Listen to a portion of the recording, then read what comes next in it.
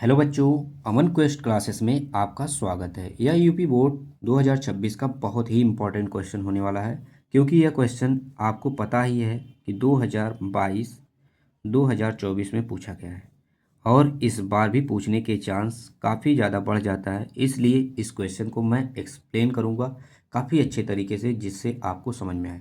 तो यहाँ पर लिखा गया है कि यदि a=5 - 1 बिंदु है, बी यहाँ -3 -2 दिया गया है, तथा यहाँ पर सी क्या दिया गया है, -1 और 8 त्रिभुज ए बी सी के शीर्ष है।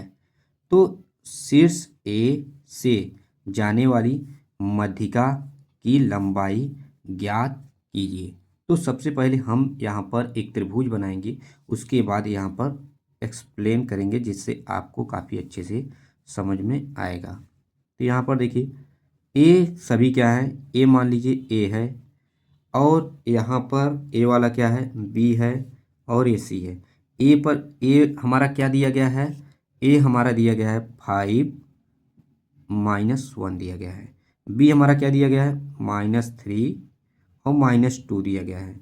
और यहाँ पर सी क्या है, -1 और 8 है। तो यहाँ पर इतना तो हो गया हमारा, यहाँ से लेकर यहाँ तक की बात तो कंप्लीट हो गई। तो शीर्ष ए से, यहाँ पर देखो, शीर्ष ए से जाने वाली मध्यिका की लंबाई, यहाँ से देखो, यहाँ से शीर्ष ए से जाने वाली हमें मध्यिका की लंबाई ज्ञात करना है। तो सबसे पहले यहाँ पर देखो, जब भी ए आएगा तो मिडिल पॉइंट पर आएगा। तो ए पॉइंट और ए पॉइंट क्या करेंगे, हम लोग बाहर करेंगे। तो जब यह बिंदु हमें पता होगा, ए वाली बिंदु जब पता होगी, तभी ना ए इसकी और इसके बीच की हम लंबाई पता कर सकते हैं। तो सबसे पहले हम मान लेते हैं कि यह वाला बिंदु जो है कैपिटल एक्स है और वाई है। ठीक है, इसे हम कैपिटल एक्स और वाई मान लेते हैं। और यहाँ पर उसके बाद हम लोग क्या करेंगे, इस वाले पॉइंट को हम लोग बाहर करते हैं। पहले देखिए, स्टेप को समझिए। और ए वाला बी पॉइंट है, ए वाला सी पॉइंट है, और यहाँ पर क्या है, -3 है, और ये -2 है, और ये क्या है, -1 है, और ये क्या है, 8 है। इतना आप समझ गए। और ये मिडिल पॉइंट क्या है, एक्स है और वाई है। अगर मुझे दो बिंदु पता हो, उसके मध्य बिंदु को निकालना हो, तो कैसे निकालते हैं। अब यहाँ पर देखिए, यक्स जब लिखेंगे तो यहाँ पर x1 + x2/2 लिखते हैं। इसका मध्य बिंदु निकालने के लिए y क्या होता है, y1 + y2/2 लिखते हैं। अब इसे हम क्या मान लेंगे, इसे हम लोग क्या कहेंगे, ये हमारा क्या है, x1 है, ये हमारा क्या है, y1 है, ये हमारा क्या है, x2 है, ये हमारा क्या है, y2 है। ठीक है, इतना हमने निकाल लिया। अब यहाँ पर उसके बाद क्या करेंगे कि इनकी वैल्यू हम इसमें रखेंगे। तो x हमारा क्या हो जाएगा, x1 कितना है, -3 है, और यहाँ पर x2 कितना है, -1 है, y2 है। अब यहाँ पर देखेंगे y कितना है, y1 कितना है, -2 है, और प्लस y2 कितना है, +8 है, और बटे 2 है, 2 हो जाएगा। इस तरह से हमारा x की वैल्यू क्या आया, -4/2, इट मीन्स -2। अब यहाँ पर -2 आ गया। y की वैल्यू क्या आई है, यहाँ पे -2 है, +8 है, मतलब 6/2, इट मीन्स 3।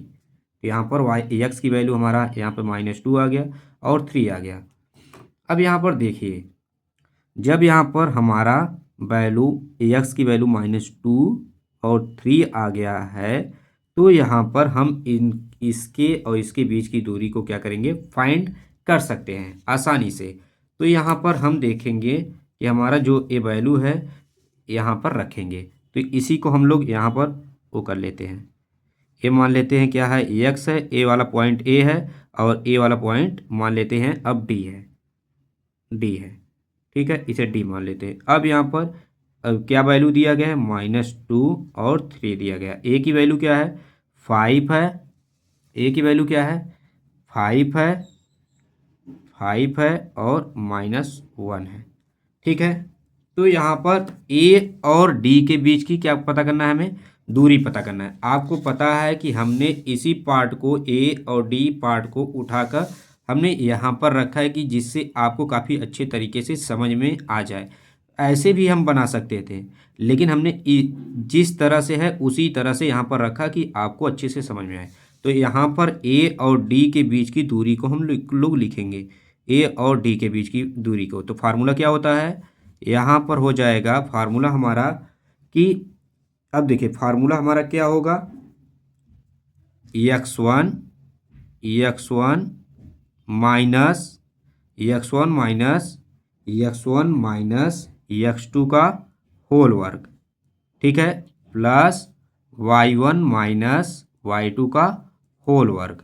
उसके बाद हमारा क्या होगा, अब यहाँ पर AD है, अब यहाँ पर क्या हो जाएगा, देखिए अब x1 कितना है, x1 इसे मान लेते हैं, y1 इसे मान लेते हैं, x2 इसे मान लेते हैं, y2 इसे मान लेते हैं। तो यहाँ पर x1 कितना है 5 है, और x2 कितना है, देखिए x2 -2 है, यहाँ पर माइनस पहले से है, तो -2 और यहाँ पर माइनस पहले से, तो इसका मतलब +2 हो जाएगा, तो होल वर्ग। और यहाँ पर प्लस y1 कितना है, -1 है, सॉरी -1 है, और y2 कितना है -3 है, तो यहाँ पर इसका होल वर्ग। अब यहाँ पर कितना आएगा, AD, अब यहाँ पर देखिए 5 2 7, 7 का वर्ग कितना होगा 49, और यहाँ पर 4 हो जाएगा, -1 -3 कितना हो जाएगा 4 हो जाएगा, तो यहाँ पर 4 चौके 16, 16 और 49 कितना हो जाएगा हमारा, यहाँ पर आ जाएगा रूट में कितना आ जाएगा, √65।